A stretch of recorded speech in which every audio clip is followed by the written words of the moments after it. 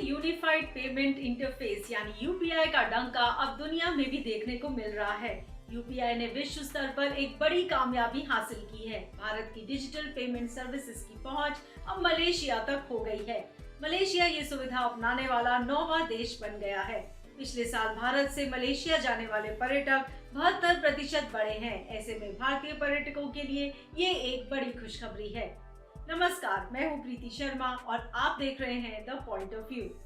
चाहे आप सब्जी खरीद रहे हो, रिक्शा वाले को पैसे दे रहे हो या होटल बुक कर रहे हो, आज ज्यादातर लोग अपने पेमेंट्स यूपीआई से ही करते हैं। बस मोबाइल निकालिए, क्यूआर कोड स्कैन कीजिए, कुछ नंबर डालिए और पेमेंट हो जाता है। अब तो ये हमारे रोजमर्रा के जीवन का हिस्सा बन चुका है। National payment corporation of India NPCI की ओर से जारी आंकड़ों के मुताबिक यूपीआई के जरिए अक्टूबर 2025 में लगभग 20 अरब के लेन देन हुए, जो अब तक के सबसे ज्यादा हैं। लेकिन जब आप विदेश जाते हैं तो हर देश में यूपीआई नहीं चलता। ये भारतीय पर्यटकों के लिए एक बड़ी परेशानी रही है, लेकिन अब धीरे धीरे ये समस्या दूर होती जा रही है। भारतीय यात्रियों के लिए अब विदेश में पेमेंट करना पहले से कहीं आसान होता जा रहा है।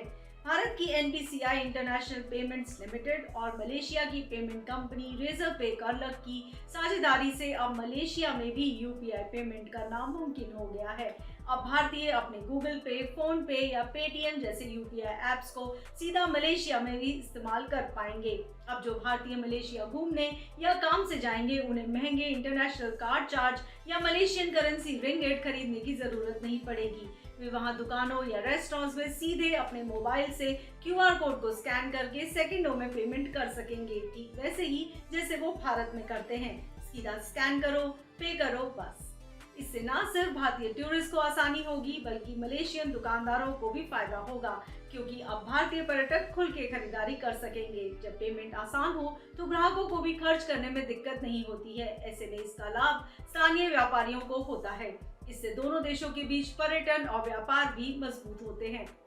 और हाँ, ध्यान रहे कि विदेश में यूपीआई से पेमेंट करने के लिए आपको यूपीआई इंटरनेशनल चालू करना होगा।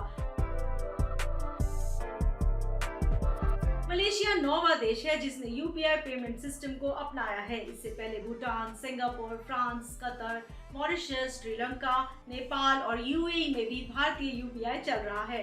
दरअसल भूटान पहला ऐसा देश था जिसने 2021 में भीम यूपीआई को स्वीकार किया था। यूपीआई अब हर महीने 18 अरब से ज्यादा पेमेंट्स प्रोसेस करता है और भारत में डिजिटल पेमेंट्स का बादशाह बन गया है। इंटरनेशनल मॉनेटरी फंड आईएमएफ के मुताबिक भारत आज दुनिया में सबसे तेज पेमेंट करने वाला देश है और इसका श्रेय यूपीआई को जाता है। अब यूपीआई सिर्फ पेमेंट करने का तरीका नहीं, बल्कि भारत की नई पहचान भी बन गया है। इससे दूसरे देशों के साथ बिजनेस और पार्टनरशिप के नए रास्ते खुल रहे हैं। तो क्या आपने कभी विदेश में यूपीआई से पेमेंट किया है?